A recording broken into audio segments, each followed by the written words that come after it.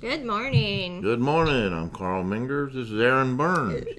We are WRME Live, coming to you live from the windswept town of Mustang, Oklahoma. It's been crazy, all the weather we've been having. Yeah. Episode 207, October 15th, 2021. The storms last night were crazy. Not as bad as it has been. Well, baloney.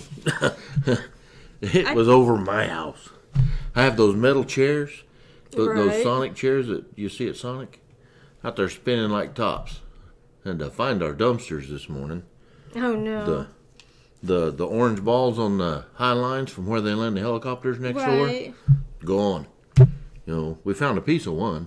Well, y'all got it worse than we did then. We had wind, but... I mean, you know, the radar's showing it coming straight at us, but, you know, there's no warnings or anything. So I go to the door to look outside, and the hail hit, and it's going straight south. Oh. So it's on the east side of the building, it's flying by, and on the west side of the building, it's flying by, and my metal chair's out there going... I'm like, holy cow. Diego goes, we should go to the cellar. I'm not running out there. You know, our cellar's 50 yards down the hill. You know, we should have been there by now, you know. And then about 2 or 3 minutes later, the sirens went off. I'm like, okay, you guys, wake up at the switch, you know. What does that have to do with real estate? Get your roof checked. Get your roof checked this morning. Yeah, we had 2-inch hail. Or get on the list, because, like, I called my roofer. Actually, they called me. They're really good. So the storms, they're like, we saw them in your area. Want us to come out? Any damage? I said, no damage that I can see, but can you get me on the schedule to come out? That was after the first rounds, so they're just getting out Monday. I'll tell you what. I think almost all Oklahomans now have their preferred roofer on speed dial on their phone. Yes. Okay. And once you find a roofer that you know and trust, you know, use them and refer them, because there's so many shysters out there. But, you know, we have some really quality roof companies around here. And we have multiple ones here in the office, not just one. We have multiple ones, so. But, you know, yeah. Dude, hey, Leroy, I need my roof checked, you know. That's just the way it goes, you know, and that's part of living in Oklahoma, part of the excitement of living in Oklahoma. I was talking to one of the California folks that move in, and they just think it is so weird that we have such varied weather.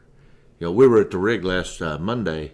We were fracking down there, and that guy is from Canada, the guy that manages the rig. Right. And he's, you know, we were down there a month ago when they were drilling, and he's like, oh, yeah, you guys don't know what winter is and all this stuff, you know. It's like 0 Celsius, you know, all starts going on and on and on.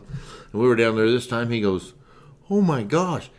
You know, I'm bundled up in the morning. It's so cold I can't stand it. And in the afternoon, I'm down to a T-shirt. He goes, this is nuts. It's a different kind of cold here. And the wind. He says, I've never seen so much wind in my life. I said, well, isn't it always windy? He goes, it is too. It was funny. Yes, it is. Yeah. I'd rather have tornadoes than earthquakes. You know, the bad ones California I've never really experienced a real earthquake. You know, we've had, a few years ago, we had quite a few, I guess, what do you call them, tremors? You know, and it's enough to wake you up, and you're going like, holy crap, what was that? You know, did somebody run into the barn? You know, I tell everybody, I was like, I can hide from a tornado. You can't hide from an earthquake, and you can't hide from a hurricane. Yeah, well, I had an aunt I lived with when I was in junior high, and she went through a hurricane down at Galveston, and she rode it out for 3 days. She says, never again. I couldn't imagine. She said the roar was so intense. She goes, you know, she grew up in Oklahoma, you know, and she's like, you know what a tornado sounds like? I said, yeah. She goes, do that for 2 or 3 days. No, thank you. She says deafening, and she thought she was going to go nuts. You know, wouldn't do that again. That's crazy. All right. Yeah, check your roof. Even check your windows if you've had hail. Because hail can bust your windows around your house or crack them. Especially. Now, that hail last night hit and exploded. It was like soft snowballs. You know, it was great big, but as soon as it hit, it just splattered. So it wasn't really solid. No, but you never know. A crack could end up costing you later. So Oh yeah, well, check it. but that was the big hail. It was every bit of 2 inch, But the small hail, I'm sure, was a lot harder than that. I don't enjoy hail. Well, people don't think about their house when it comes to hail, like windows and stuff. They're more concerned about their cars. I've had hail I tell bust you, out one of one my thing windows. that takes the biggest hit besides the roof is vinyl siding. Yes, that's another one. And that house I had in not El Reno, Yukon, had aluminum siding.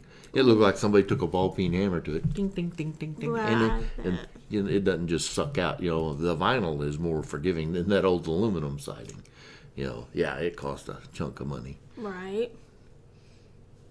Well, we can recycle the aluminum. Yeah, right. Okay. All right. So, what else is going on in the world today?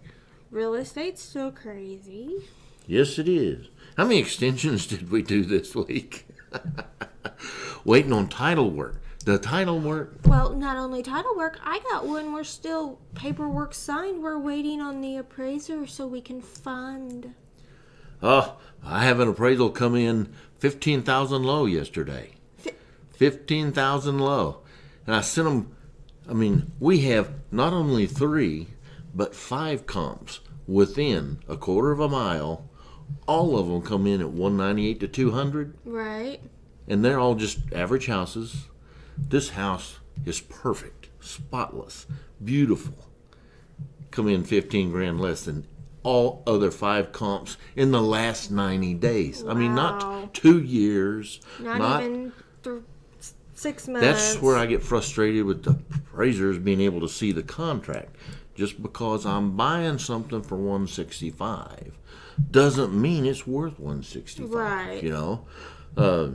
It just exactly. It's silly. Oh, well, I don't want to appraise it for too much. Well, I just want a real appraisal. Real. Right. Don't even look at the contract. Look at the comps for real. So. Well, and another thing with all these storms, if you're doing appraisal repairs, make sure you go check everything before the appraiser goes out there. Yeah. Just in case. FHA guys have been a little picky lately, haven't they? Yes, they have. yes, they have. Well, I'm sure, like every other government regulated industry, they're being slapped around a little bit, or threatened, It's crazy. It is, but. Who you got a hot phone call? Woohoo! What? It's going to be funded today. Sorry, I just saw the text from the lender. Going to be funded today. We've been waiting for funding since Wednesday. Since Wednesday.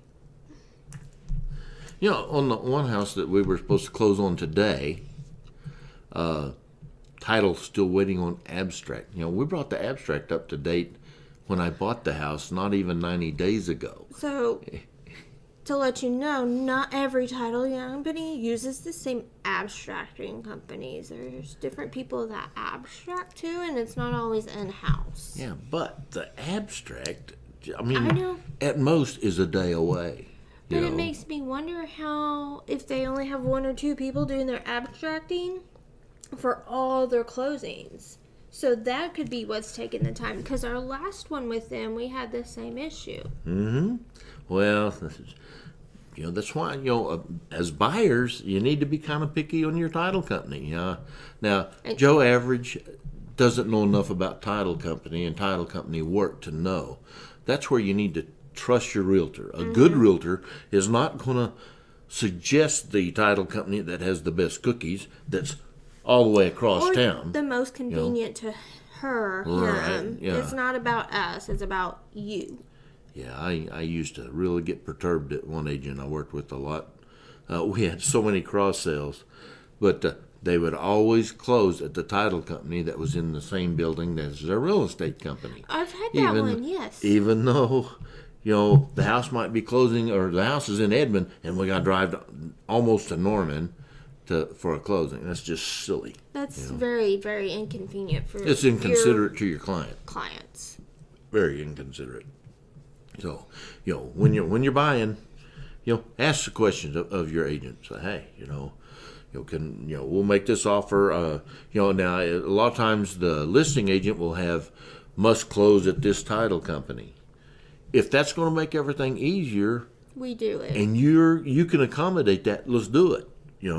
But you do not have to. You can move that to any title company you need. Usually I want a legit, solid reason, even when I'm asking for it as the selling agent. If I need to close at this title company, I give them a legit reason. We're having a back-to-back closing. It has to happen exactly back-to-back, or they can't buy their house. Right. And sometimes waiting an hour or two to run to a different title company isn't in the cards. With Mustang traffic, it's Right. not easy to get anywhere in an hour. If you're closing, let's say they're selling a house in Mustang, but they're buying the house in Norman, that's just not feasible to run around to two different title companies. So sometimes you have to ask the seller of the one you're buying to accommodate your. And some title companies are just better than others at handling the customer service in dealing with the agents and in dealing with the clients. I mean, the communication from one title company to the next is night and day. Well, I had some buyers here a few months ago. We bought a house for them in Blanchard, but we drove to BFE Edmond to close to accommodate them because they were doing a double closing and they needed to close at the same title company. Mm-hmm. My buyers were good with that, so we accommodated them. Yep, we do what we got to do. Hey, you're bugging out and going to Vegas on us. We are. Me and Christine are going to our convention, real estate convention. To the Weikert Convention. Yes. Hopefully the flights don't get canceled. This whole flight deal is nuts. Told you I need my own airplane. I do. I really do. You do. Of course, I got to have a couple of really big closings before I can buy me an airplane. If you had an airplane, you could just fly us out there. That's right. I would, too. And I'd stay. Oh, goodness gracious. Anything else we really need to cover today? But good morning, Steven. He said hi. Steve Akers? Yeah. Awesome, Steve. Love you. Hey, they tore the salvage down. Not Steve's salvage down on Robinson. Right. They tore the buildings to the south of his down, which makes that property more valuable. The downtown Oklahoma City Park is really coming along. Have you spent much time at the northern part? I haven't. Kiddo goes over there and skateboards a lot at the skateboard park. Right. Oh, I tell you what, it's a beautiful park. Now the South Park is not going to have as many amenities as the North Park, but it's going to be more family friendly, walking around, stuff like that. And we've got 4 acres available right down there, already cleared by the EPA and everything. It's beautiful. And I tell you, it's Oklahoma City is doing it right when they're coming to this park and everything else. They're really, really doing a sweet deal. I mean, I'm happy. Take a little longer than I expected it to, but I'm happy with it. All right. Everything does. All right, we're going to let you guys go back to this beautiful day outside. Go down to the park in Oklahoma City. Walk around. We are WRME Live, where we do real life, real world real estate every day. Come see us.